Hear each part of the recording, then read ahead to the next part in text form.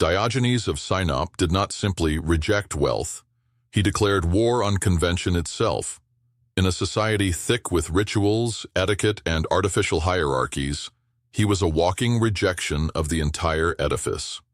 His body, his actions, and his wit were his weapons. He violated customs not because he was mad, but because he was lucid in a world of sleepwalkers. He recognized that what most people call decency is often cowardice dressed in polite robes.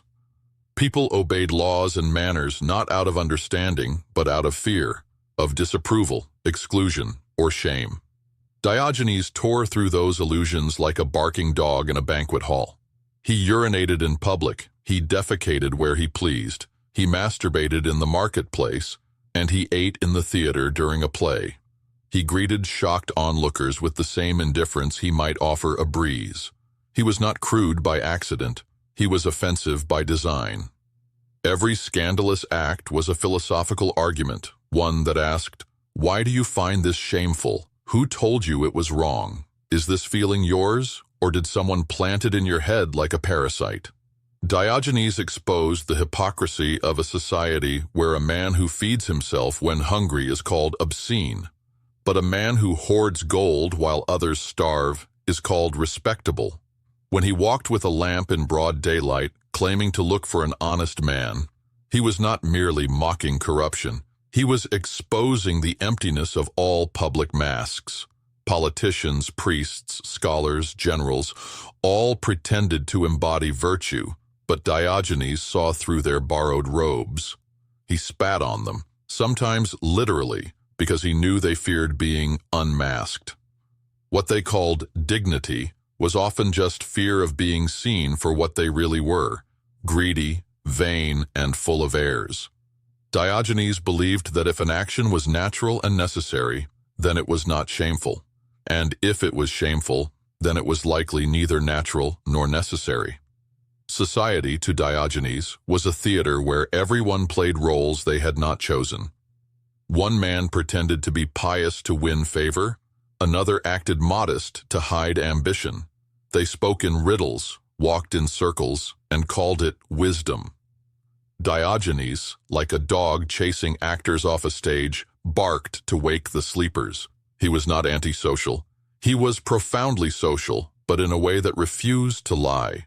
He believed that real companionship came not through false civility, but through shared honesty. The man who hides behind a mask cannot be a friend. The man who speaks plainly, even when offensive, at least gives you something real to meet.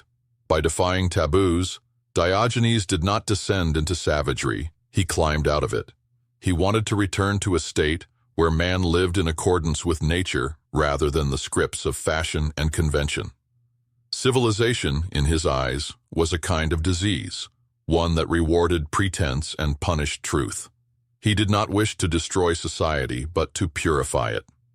His idea of a city was not one filled with monuments and temples, but with free and honest people. "Other dogs bite their enemies," he said, "but I bite my friends to save them." And so he barked at those who were asleep in custom, hoping to provoke them into wakefulness. Diogenes stood in opposition to not just one norm, but to the entire scaffolding of custom. He questioned marriage, patriotism, burial rites, reputation, and even language. He saw in every institution the fingerprints of fear and conformity.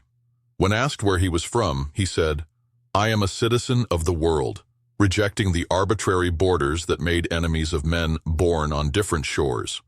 In doing so, he anticipated a truth few dared to utter, that most divisions are man-made, and most customs are inherited without examination. To live like Diogenes is nearly impossible. Few have the courage to endure the scorn of polite society. But in his shamelessness was a kind of purity. He held a mirror to the world, and though the world snarled back, it could not look away. In confronting social norms, Diogenes forced the question, are we living according to truth, or merely playing the parts that were written for us by others? The dog in the street saw more clearly than the man in the palace, and though he owned nothing, wore nothing fine, and followed no code but his own, Diogenes lived as a free man in a world of prisoners who called themselves civilized.